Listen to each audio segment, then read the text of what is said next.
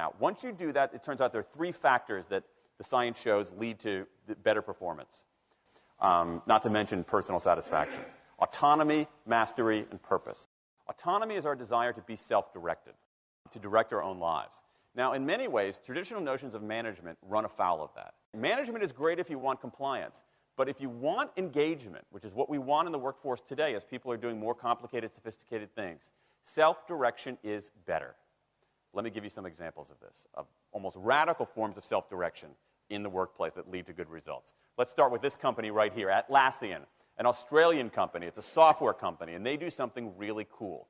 Once a quarter on a Thursday afternoon, they say to their developers, for the next 24 hours, you can work on anything you want. You can work on it the way you want. You can work on it with whomever you want. All we ask is that you show the results to the company at the end of those 24 hours in this fun kind of meeting, not a star chamber session, but this fun meeting with beer and cake and fun and other things like that. It turns out that that one day of pure, undiluted autonomy has led to a whole array of fixes for existing software, a whole array of ideas for new products that otherwise had never emerged. One day. Now, this is not an if-then incentive. This is not the sort of thing that I would have done 3 years ago before I knew this research.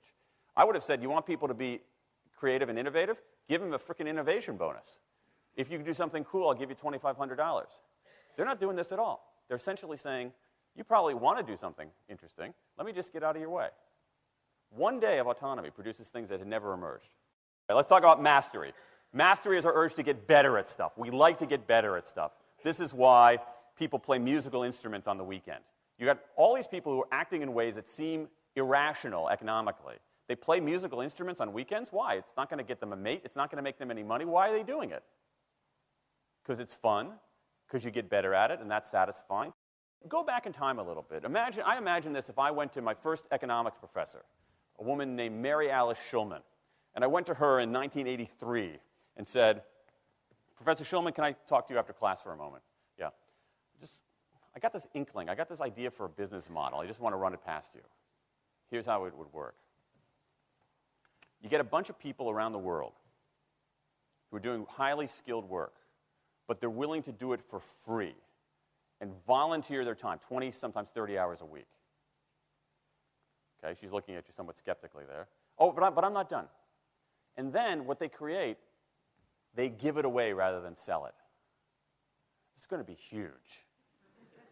I mean, she truly would have thought I was insane.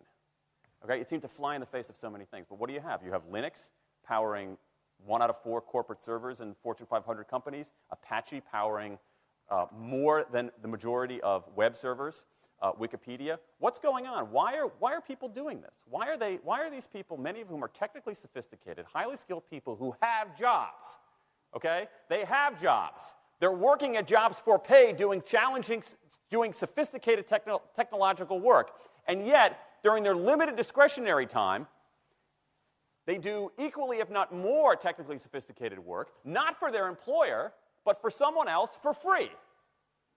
That's a strange economic behavior. Economists who look into it, why are they doing this? It's overwhelmingly clear. Challenge and mastery, along with making a contribution. That's it.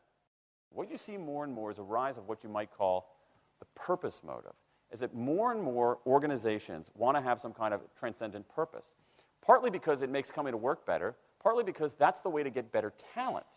And what we're seeing now is, in some ways, when the profit motive becomes unmoored from the purpose motive, bad things happen. Bad things ethically sometimes, but also bad things just like not good stuff, like crappy products, like lame services, like uninspiring places to work.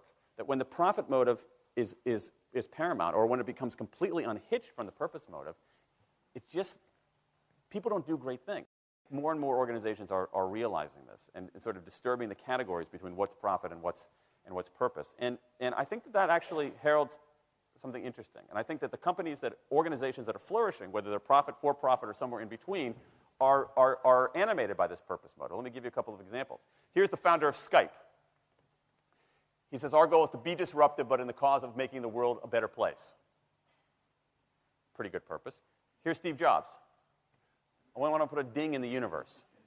All right? That's the kind of thing that might get you up in the morning and racing to go to work. So I think that, that we are purpose maximizers, not only profit maximizers. I think the science shows that we care about mastery very, very deeply, and the science shows that we want to be self-directed. And I think that the big takeaway here is that if we start treating people like people and not assuming that they're simply horses, slower, smaller, better-smelling horses, if we get past this kind of ideology of carrots and sticks and look at the science, I think we can actually build organizations and work lives that make us better off, but I also think they have the promise to make our world just a little bit better.